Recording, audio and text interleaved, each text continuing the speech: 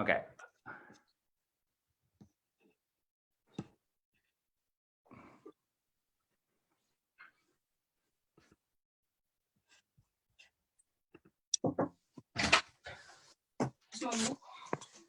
Probably said we're live. Hold on a second, guys. We are live, but I just have to do some tagging and stuff. Hold on. As me, share it, and then I gotta.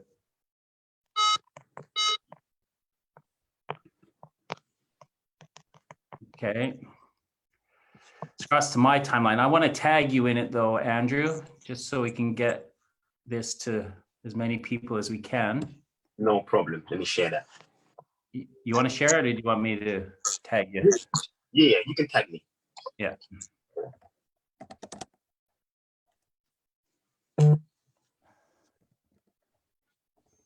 It's not coming up. There you go. I'll share that right away. Okay. Hi, everybody. Welcome to the What's on an Elephant Capital Facebook page. Today, I am with Andrew Fuller. And Andrew was going to be a guest of ours a little while ago, but things happened. Andrew, how's the sound sounding like to you? Perfect, perfect. Okay. Live and direct. Andrew, you are the, you're a good friend of mine. Yes, man. We've got to know each other over a few months and stuff like that. But just again, can you just quickly give a rundown of yourself and HoodLessons? Okay, my name is Andrew Fuller, as Nick's already mentioned. HoodLessons is a personal development program for younger men and older men. We decided to call it HoodLessons to, for a play on words. Nothing to do with the hood, but basically we intend and we go out there and we help children. That's why we have it as HoodLessons, where we cover childhood, brotherhood, fatherhood, and manhood. So our aim is basically to do a clean sweep, not just focus on, young people, and then not just focus on younger children and then men or fathers, but holistically, manhood, holistically. We're just trying to be there for ourselves, I love it. And that's how we met a few months ago at one of your events. And I think apparently my sound isn't very good. So I don't know what I'm not gonna, okay, I'm gonna just try. I'm talking a little bit quieter. But Andrew, the reason why you and I are on this chat today was because last Friday, it's me and Melissa to do the talk. And she said, Nick, I would like to suggest that maybe just you and Andrew do the talk.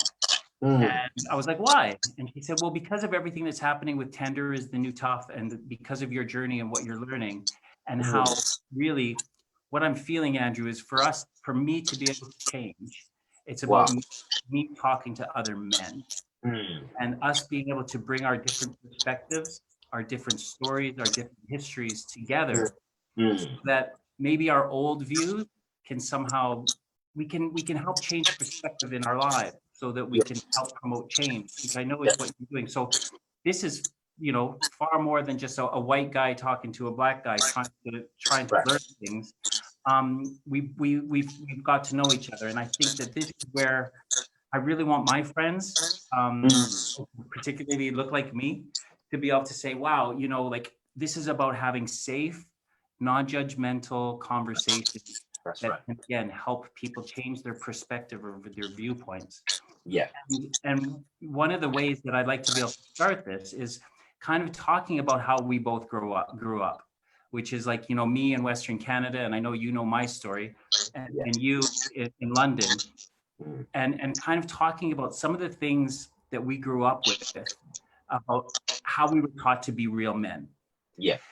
So can you kind of describe what it was like for you growing up? What were the things your father and your uncles and grandparents were trying to teach you about being a man? So for me, it was the number one thing that comes to mind, Nick, is tell the truth.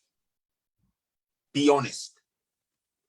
Before I talk about the good or the bad, the negative and even the positives, the one thing that I have to give precedence to is because it comes to my mind straight away. As soon as you mentioned, what is one thing that you've learned growing up from the men in your life?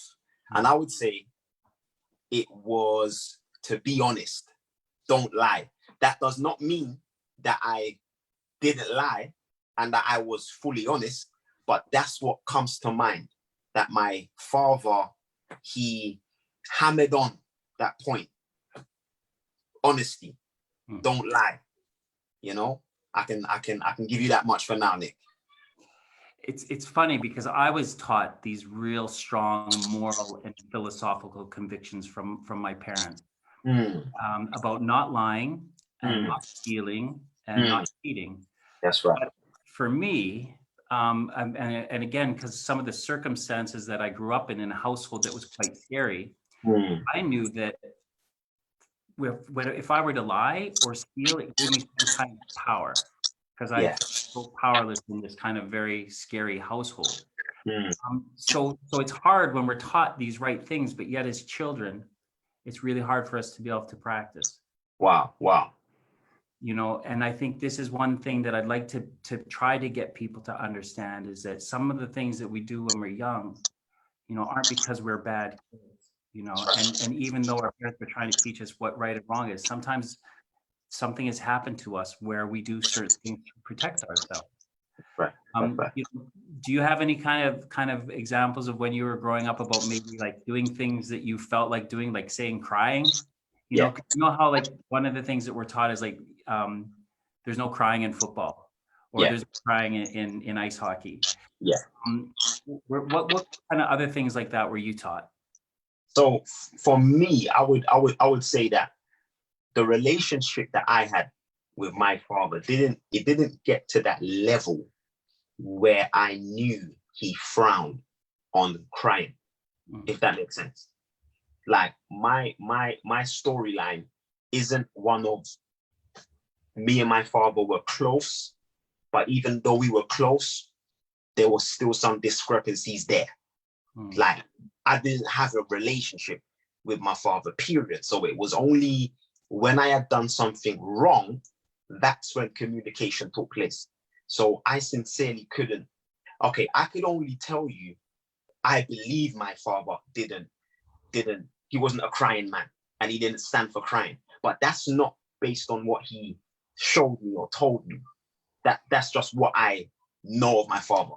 Like, he didn't cry. I didn't see him cry, and he was very strong. He studied martial arts for many years, so he had learned the art of not showing emotions and feelings when you're hurt. That's one of the arts of martial arts. When you get hit, you get a certain hit in a certain place that causes you to show weakness. Once you show weakness, your opponent, he pounces. So that's what I can say in regards to that. But giving you another answer, Nick, for a situation, what I can say is this, is that as soon as my dad found out that something had been done, it was an instant lie. It was instantly lying. Nick, Henry, there was no, but maybe if I told the truth, no. It was lie, period. Period. Like, and that's why it's kind of dangerous, because I was taught don't lie. Like, the message was don't lie, don't lie, don't lie. But out of that fear of being found out, right, I lied. So the message of don't lie made me a liar. I get that. I was a liar. Like, anything came out of my mouth that was like, it seemed like I would lie when telling the truth would be a lot easier. Wow, you know, like growing up, because I had this kind of huge fear of not being accepted. I remember when, say, kids would go watch a movie, they'd go watch Star Wars or something, and they'd be like, "Oh, wow, did you guys go see Star Wars?" And I hadn't gone to see it, but I'd be like, yeah, I saw it. It was really good. Yeah, I know that I got, like, you know, girls would sometimes say, "Oh, Nick, have you read this book by so-and-so? It's a really good book." And I'd be like, yeah, I've read it. Yeah. I had this huge insecurity of not being accepted or being judged. You're stupid because you didn't read that book.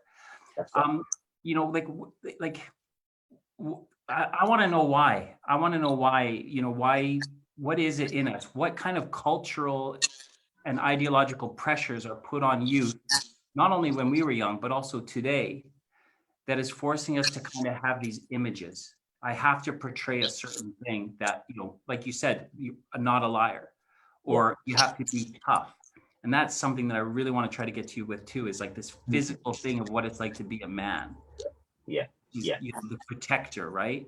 Mm. And that because we, you know, we have muscles, we're better than or stronger than somebody else, particularly, you know, with regards to men and women.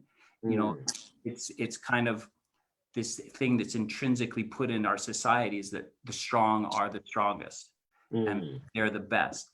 And these are the things that I want to question. These are the things that I want to challenge, because we know it to be untrue. Yeah. You know, so again, it's through conversations like this. Just because you have bigger muscles than somebody doesn't mean you're better than somebody. Right. So how are we going to do it, Andrew, with regards to the pressures that put on the youth, and also guys who are a little bit older, to kind of unlearn all of these things that were taught to us when we were younger? That's right. Good question. Well, here's one thing that we have to first do before we can get there, Nick, right? It's talking so plainly and bluntly of why we got there, how we got there. And this is one point I'll make. When I was younger, Nick, it was like I heard what was right. I heard it, but I didn't see it, Nick. I didn't see it. So already we're starting to see the problem, that we are expecting young people to act what they hear, to act out the commands that we tell them. So fathers are telling their children what to do and how to do it. But there's a lack of demonstration of the things that we're telling our children to do. So I didn't see love. I didn't see the right way. I heard what the right way looks like. So it was always, why would I do the right thing when I've done something wrong and there's going to be a crazy consequence if I do the right thing? It's like doing the right thing was made like, it was like a, what's the word? It was like a trap. Like, don't do this, don't do that, don't do this, don't do that. And then, God forbid you do it. Did you do this? No, no. You see, Nick? So here's solution, Nick, right? We need, Nick, right, to get to the place, right, where we understand that it's not about talking, it's about demonstrating. Traumatized children most likely all heard what was right and what was wrong. They, bad parents can always tell you the right stuff. That's not what children require. Children don't require right information. That's secondary. What children require is something that needs to be registered in the brain. And that is visuals. Like, I need to see that my daddy is the epitome of love. And he's the epitome of forgiveness and peace. And yes, justice, in the sense of, when you're wrong, Nick, yes, there is punishment, but that is coming from a father who loves you so much. So when that father asks you, did you do that? Yes, Dad, I did do it. I did do it. Think about it, Nick. In the police station, right? How do they get criminals to tell the truth? They give them all of these things. They set them up because they know they need to stroke their egos for them to open up. Yeah. Or they go the other way. They go the fear factor. And that's like our fathers. They take the belt out and then okay, I'll tell the truth. I'll tell the truth now. Okay, I'm going to do something really bad to you if you don't tell the truth. So when they get the truth now, Nick, and we've told the truth, it doesn't really matter, Nick, because we only told it out of fear. So even if your children are doing the right thing, Nick, right, and young men are acting like how their fathers want them to act, they're walking around, and they're not crying, Nick, they're not crying. And then the fathers are like, wow, I've done a great job. You haven't done a great job, because your children they want to cry, but you've told them, don't cry. And now they're doing what you want them to do. You think it's a success. So the solution for me, Nick, is that men need to understand, right, that we need to walk it like we talk it. When you, I've got a daughter. She's not a son, but she's a young girl. I've just got to act. Everything I'm telling them to do, I must represent that, Nick. I must be the one to walk in those lanes so she can see it, because that's how children learn the best, right? So here's something, right? If a father thinks that what he is doing is right, of telling his 8-year-old son, there's no crying in football. So the father thinks he is right because he doesn't want people to pick on his kid and say that he's a crybaby. But yet, what we both know is that, people of that under 12 years old have enlarged amygdalas in their brain. That's right. Fair say. Which is where their crying is meant to happen. So you're telling a young boy that when they're fighting back tears, all their emotions are telling them to cry. And we're telling them that it's wrong. So the father thinks he is right. Mm-hmm. But yet what he's trying to do is deny the child his instincts to be able to do something. Natural instinct. Start feeling shame around these. So there's 8 billion people on this planet, nearly. And a lot of fathers who think that they're doing the right thing. How do you approach men, young fathers, even older fathers, to say, hey, maybe what you're teaching your kids isn't right, without making them feel defensive? That's where communication skills comes into this, Nick, and relationship. Those are discussions that I believe need to be, eased into. So if I see that happening, or I know someone that's doing that, I'm not just going to go to them with the right information, because like I said, again, this is not an issue of right information or facts. The facts mean nothing if the person or the recipient that you're trying to get through to, their mind's closed off. So HoodLessons, right, tries to set up forums. We try to foster an environment, right? Just for example, where we can try and get men to feel comfortable by doing nothing. So just come and listen. Just come and listen to stories, right, of men who are actually worse than you, who's actually been worse than you could ever be. Just listen to their story and understand that it's not that we're attacking you.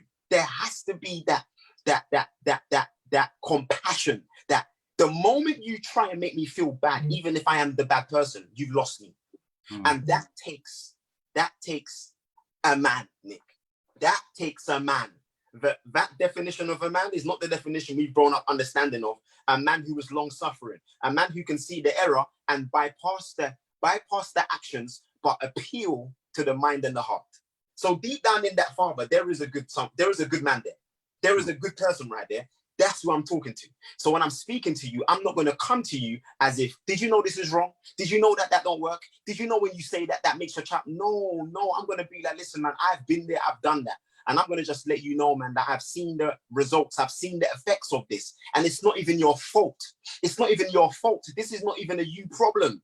This is a generational thing. This is a teaching thing. So as the generations come about, the fathers teach the children, and then the cycle goes on and on and on and on. Just like tradition and culture, through the different cultures, we adopt different lifestyles, different, things that we do, traditions, holy days, celebrational days, all that stuff.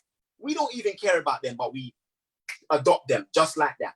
That father could have adopted those things, Nick, and they don't even know it. That's where things like implicit memory comes in, Nick. How do you blame a father for every time his child reminds him of his father? Every time his child reminds him of his father, he reacts as if it's his father, but he doesn't even know he doesn't even know that he's reacting to his father. He just thinks it's my son. So I can't blame that dad fully. I can't get onto him. I need to educate him. I need to let him know that we're in this together. You're just maybe behind me because I found out sooner than you. But I can't get mad at you because I was there, And once we approach the situation with love and compassion, I believe people's ears, fathers' ears, men's ears will start to prick. I agree. And I think a lot of it has to do with an individual's self-esteem. you know, because what I have found is that a lot of people who want to tell that father, hey, you know what, you're telling your kid not to cry, that's wrong. They in themselves have some low self-esteem, or it's kind of mirrored. I need to tell you that you're doing wrong because actually I'm not feeling really good about myself. Wow. You know, and this is the whole thing of like kind of unsolicited advice from people, Yes, that I that's want to tell you what to make you better because you know, something's wrong with me. right. And I think that if we can again create this space, this awareness where it's okay to ask for some help. That's Um, right. and I find that by being able to ask for some help, I'm then able to help others. Yeah, It's always kind of this two-way thing of that's being right. able to That's give right. help and receive help. But I really like what you touched upon about the generations. And I think this is something that if you can get into a conversation with a group of men in a very safe, non-judgmental environment to logically say, hey, what your grandparents coming out of a war Right. experienced with you know, not being able to you know, eat all the food that was available, and you know, having to turn lights out because of bombing and all these kind of things that happened, you know, towards the end of the war, which the grandparents would have been. And my father, you know, was a 1944 baby, so he remembers these things. What they were learning coming out of a war, and then all of a sudden the other turbulent times of like being a protector and being strong and being you know, a conqueror is taught then to the father, and these things you can see them happening, but you can logically say we don't need to think like that anymore. Right. That's right. We're not in so much fear of where we're going to get our food from or where we're going to get shelter from. So it's this kind of kind, understanding way to say, hey, do you know, like maybe what your grandfather and your uncles and your dad taught you no longer serves us. And I think in that you can say, okay, maybe it doesn't serve me, but what is going to serve me? Mm. You know, so what is going to serve this kind of relearning of the masculine movement in 2020 with Yeah. all the stuff that's going on? What do you think it'll be?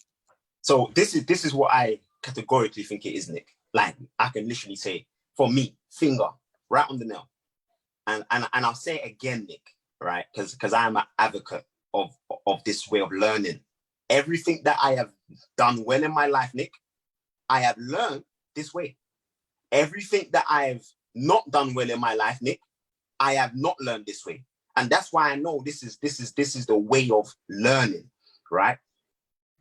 We must change the narrative, Nick. There has to be a Rome wasn't built in a day mentality, but it was started in a day.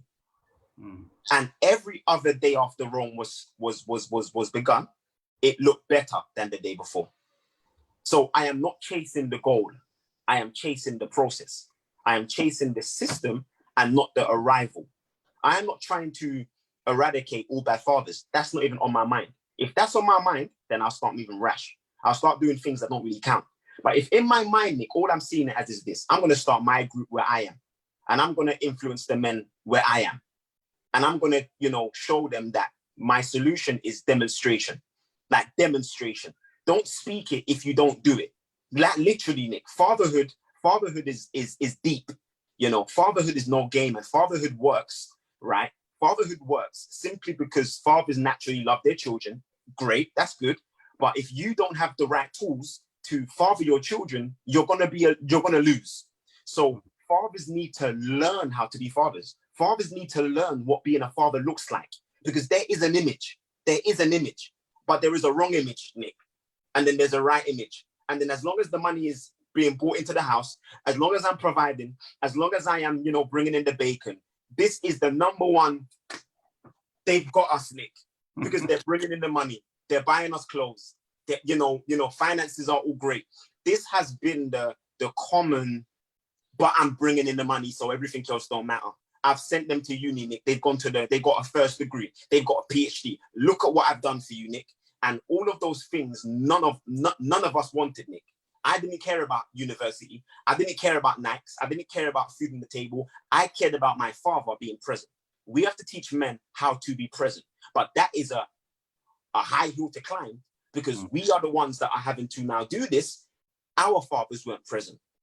So this is exciting, Nick. Let's not see it as this is going to be a high hill to climb. Let's see it as exciting because it's a new one for us, Nick. We are really going to be the first generation that is sincerely changing this narrative. It's never been done in bulk. I get it. Can you talk about tools, right? Yeah. Where we're given tools. When I first met you, you gave a great example about bread and the spoon. And so the tools what's the difference between, say, the tools that our fathers were given and the tools that are available today, using your example about the spoon? Okay, so the example with the knife, you know, the blunt butter knife it's not supposed to cut bread. But the intention of the cutter is to just cut the bread. So we're not getting at our fathers. We're not saying they did not love us. They did not know how to show it. But that's why I said, Nick, they knew how to tell it. They knew what to tell us to do. That's not what this generation needs. This generation is a postmodern now. This is like, we are not pre-modern like back in the day where it's just learning from those who are above us. We ask questions, Nick. We think, Nick. We ask a lot of questions, you know, and we're like, but why? So in my day, you weren't allowed to ask why, Nick. So the tools that fathers need to have, Nick, literally, Nick, right, number one, is an open mind. So I believe if I'm a father, why do I have to have an open mind to my children? No, I teach my children what to do, where to go. It's not for me to have an open mind. It's for me to shape their mind. Things like that, Nick. But in this generation, children are asking us, Mommy, why do we need to go here? Or what? So why do I need to do that? You know, the children are different to even my generation, let alone my mom and dad's generation, let alone their mom and dad's generation. So for me, Nick, right, it's understanding that we are not attacking the heart or the love that is there in the parent, but we are attacking the tools that they were given. That is it. In other words, Nick, it's not personal. It's not personal. We're not attacking your intention. But a lot of us get angry, Nick, and this is where it comes on to us, where we get angry at our parents and we blame them for what they did to us, and we blame them and put it to the fact that they didn't have no love for us. They did not love us. And I don't believe that fully, Nick.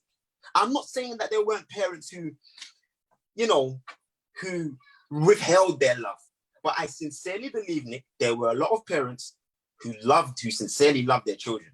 But, Nick, they just don't know how to react. I'll give you one example, Nick, again, right? Do you know, Nick, right, that I found this almost seeping into my fatherhood? If my little girl does something wrong, I used to now react as my father did. And that was anger. Nick, do you know why I reacted angrily? I know you know this, Nick, but for the viewers, right? I react angrily, Nick, right? Because it's not even about what my child did. It's about me, Nick. It's nothing to do with what she did. It's not her, it's me. I lost control. So I saw what she did and I couldn't take it. I was now going crazy. And then I realized, Nick, that's not about her, that's about me. So now when I pour that onto her, even when she doesn't do it no more, I have not won. I've just scared her. And that's my point, Nick. I had to learn that. I had to stop and learn that. Parenting, fatherhood is not about your children. It's about you. It's about you rising higher. It's about you becoming more patient, you becoming more humble, you becoming more loving and less selfless, right? If you work on you by default, just by accident, you'll be a great father. That's it. It's not about what should we teach them? No.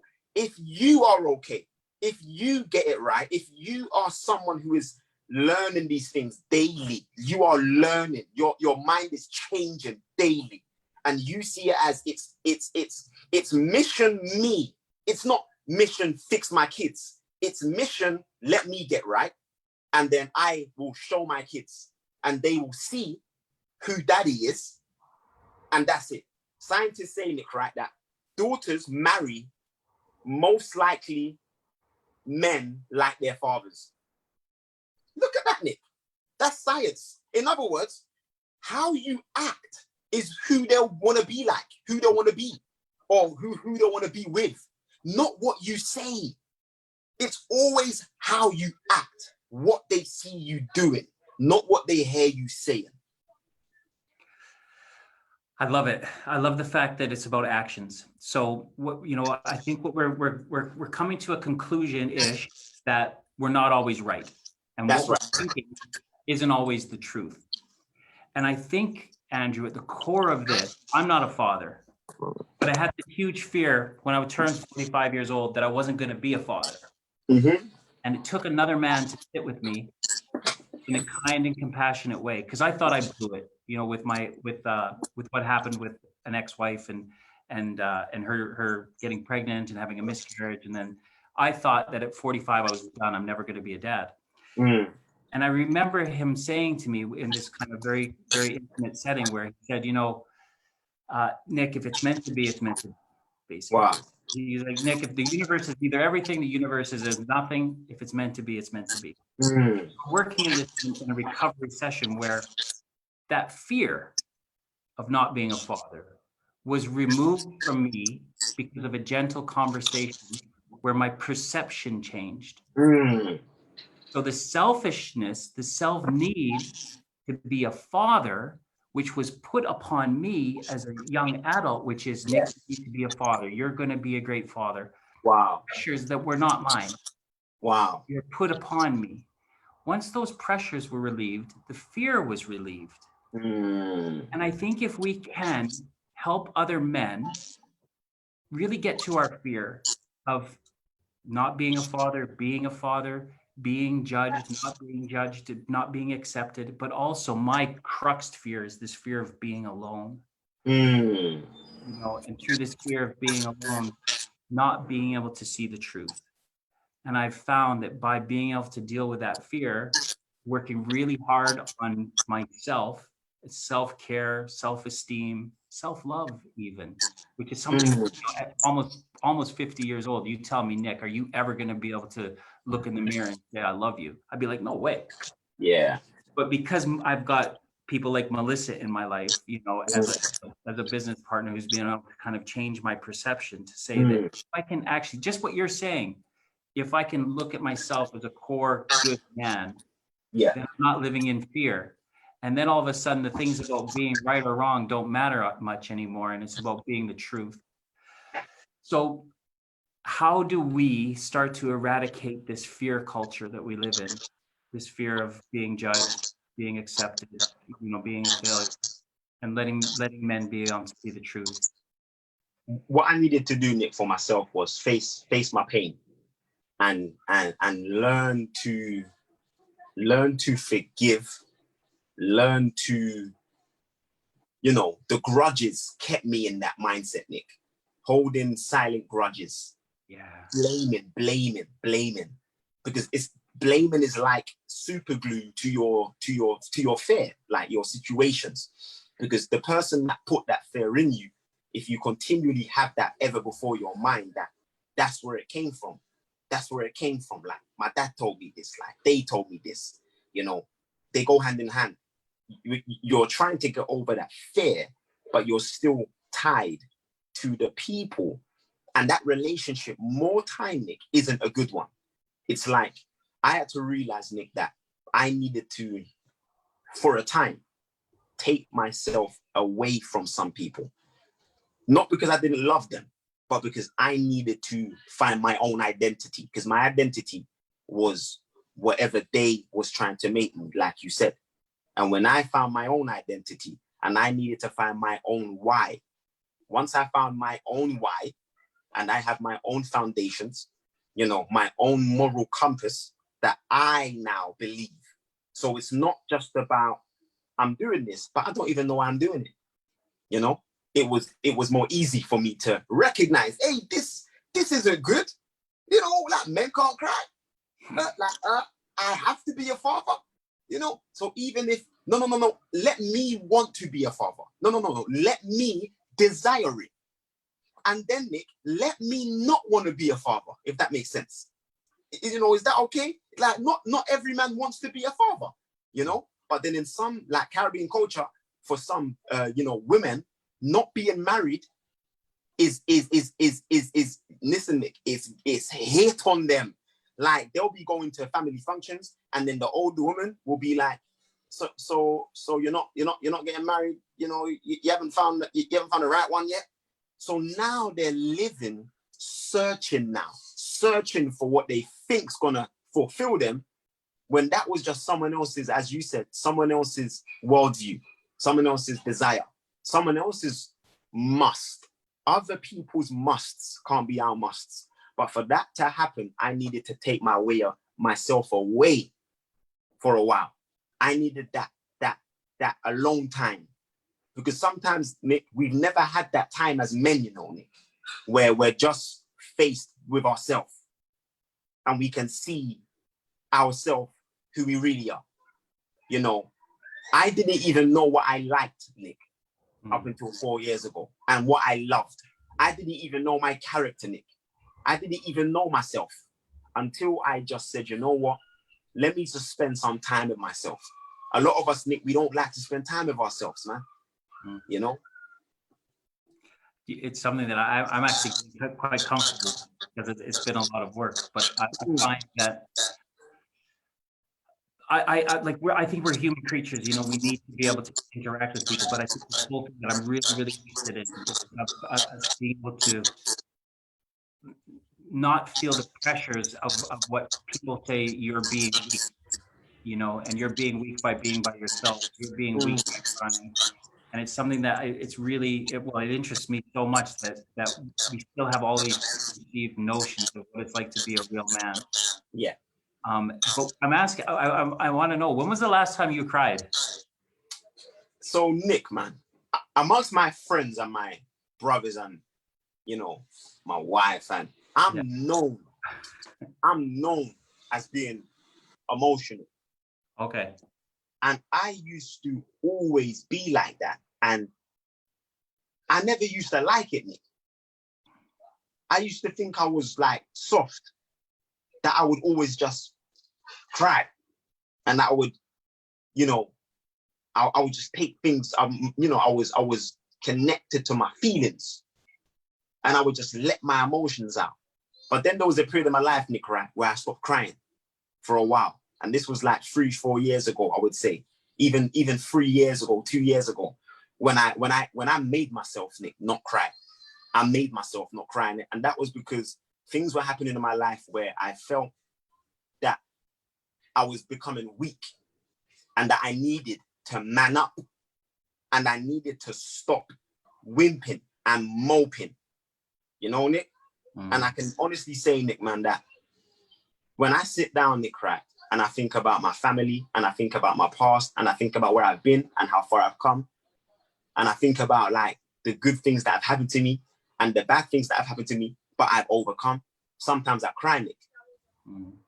Sometimes I cry, and I try and let men know, right, that the crying is simply, in my opinion, an acknowledgement that you are still human, that you are still in the land of the living, that you still are intact, connected to pain, joy, happiness, and you are letting out like a cry. And it could be a happy cry, it could be a sad cry, but guess what, Nick, right? You are letting it out. I give the analogy of bathwater, that a lot of men, they've gone through so much, and it's like a bathwater that you keep going into the bathwater, trying to clean yourself, and you're not getting clean. You're not getting clean. You're going back into the same bathwater. You go back the next day, You're not getting clean. You can't really, find a solution of cleansing yourself. And then I said to them that even if you put the taps on, that ain't the solution, because the bathwater is dirty anyway. But you got to let the bathwater out, Nick. You got to pull the plug and breathe. It feels good, Nick. Every time I've cried, I've never felt bad afterwards. How about that? And I'm not a scientist. I can't tell you why, Nick, but every time I've cried, Nick, I've always felt good afterwards. Look at my little daughter. Every time she cries, she always feels good afterwards, no matter what. No matter what, Nick. Yeah.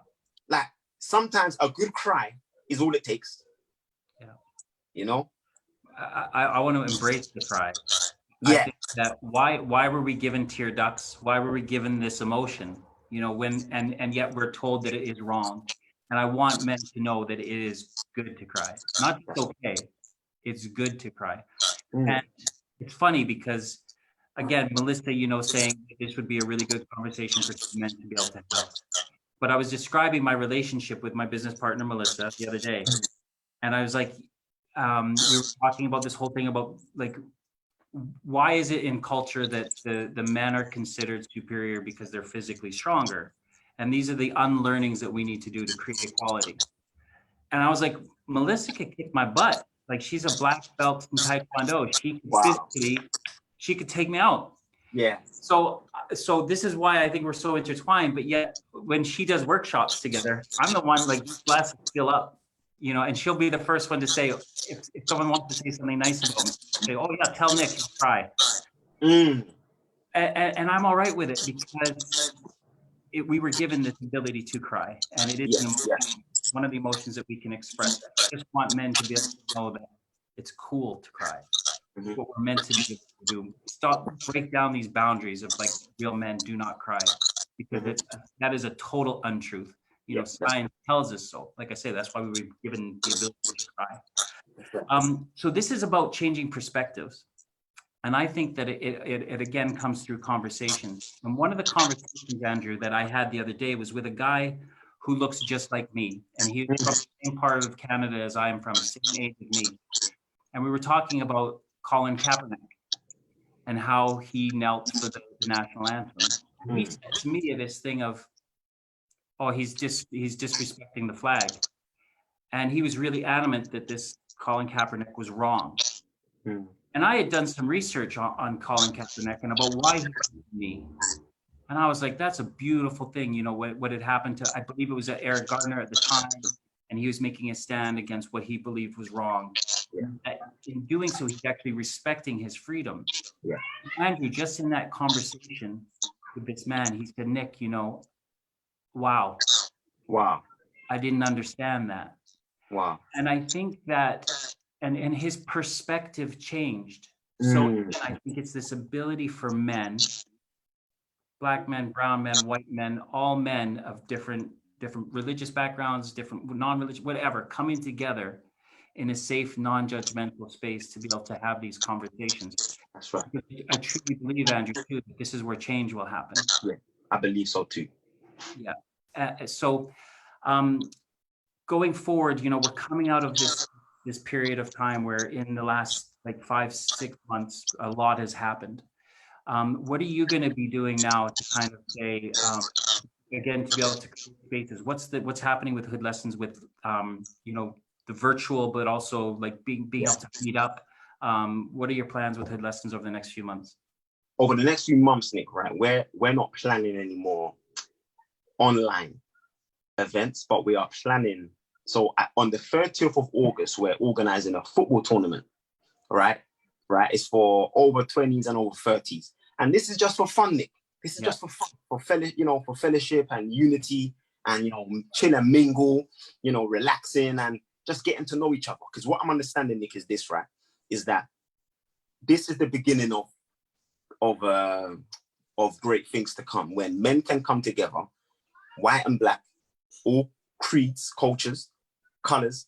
And Nick, when you are doing something that everyone loves, finding that common coming together. So if it's football, right? There's never been a time I've played football, Nick, right, with just black people. Never. And if I have, it's been like the rare occasion, or it's been like a fixed, you know, when you have the same people coming every week. But when there's like, you know, I go all around the world playing football back in the day, and I used to play football with all colors, all religions. And I found out, Nick, right, when I was playing football, Nick, there was never no issues, Nick. We were all one team. And even if there was arguments, Nick, right, guess what? You know, we were all still one. And it's just okay because we're all here for football. Like football binds us together. Not just football. Many other stuff do. We go out for dinner, Nick, right? If you disagree with me, I guarantee you, if we go to a comedy show and then we go out for dinner, and then we go and get a few drinks, Nick, right? And through those 3 events, we're talking, we're learning, we're understanding each other. Nick, the things that I don't even agree about, I'm not even gonna mind anymore because I love you now, Nick. Like, you're my boy. Nick, even if you said to me, Nick, right, I don't even understand the whole Black Lives Matter stuff. Nick, do you know, Nick, right? Hand on heart, I know Nick enough to know that that's not gonna stop me from being Nick's friend. It's not. Because I know Nick at the core, and I know that his stances on whatever it is, he's got a reason for that. And I don't have to, drag him to get him to think like me. If it's getting to a point where it's disrespectful or it's crossing the line where it's like, hey, Nick, man, you didn't have to say that. That's different, Nick. But I'm talking about disagreeing in love. I believe that that's the power, Nick. Human beings have to learn that it's okay to disagree and still be friends. It's okay not to like the things that I like and stand up for the things that I stand up for, But I'll be honest, Nick, that is not easy, But like I said, it becomes easier when we see it being done, Nick. These are the things that I believe that we can't teach in a school or textbooks. Yeah. We have to be the ones, the demonstrators, the ambassadors in a sense, Nick. We have to be the ambassadors and the pioneers of this new way of thinking. Yeah. I agree completely, and I think it's through self-awareness, learning stuff, for instance, one of the things that I'm learning right now is the difference between competition and challenge. And I think that we live in a world of compete. I got to compete against you to be seen as being better, whereas our brains like to be in challenge. I think it's about breaking down barriers of, I'm going to challenge myself to ask myself to be on the football pitch with you because I used to be a pretty good keeper. Yeah. Not so that I can save a penalty against you and go, whoa. Yeah. But so that we can be in challenge together. That's good. I think that's a beautiful thing, is that men can be challenged with other men. I like that. We these safe spaces for each other to be able to talk about what you believe in, what I believe in, and a coming together and a breaking down barriers of becoming more compassionate towards one another, more altruistic towards one another. And I think that is what will make the world a better place to live in. Yeah, I like that. That's good. I'm going to play if I can. So Nick, you're already in. You're already in, Nick. I was just going to say that. Like, I'm getting in shape. I'm back in the gym, dude. And like, I'm cutting out all my sugar. Nick, you're the keeper, by the way. Just letting you know. Okay, I'm in. Say no more. Is it going to be like 5 aside or 11 aside? Yeah, 5 aside. Right in Elmer's end. Okay, so it's not far. That's right. I'm so excited. I'm gonna grab you, Nick. Don't worry. Andrew, listen, it's our time's coming to an end. It's been an absolute pleasure. I'd like to thank Melissa, who actually, it was her idea to actually go like you and Andrew, because I do believe that what we're doing together, and also with HoodLessons, with Tender is the New Tough, with the What's On at Elephant and Castle Facebook page, I think we are creating a safe space for men to be able to talk. And if any man is out there that would like to talk to Andrew, please get in touch with Messenger. But also, Andrew, what are your details for people to get in touch with you? Yeah, so right here on my Facebook, Andrew Fuller. Also on Instagram, Andrew Fuller HoodLessons, right? UK, I believe it's UK. And just get in touch. Get in touch. It's been beautiful. Do you know what? I've been so nervous this whole time. I've been sweating. Like, look at this. Oh man, that's crazy. It's just the energy that I have with you. It's just off the chart. Nick, you know me, man.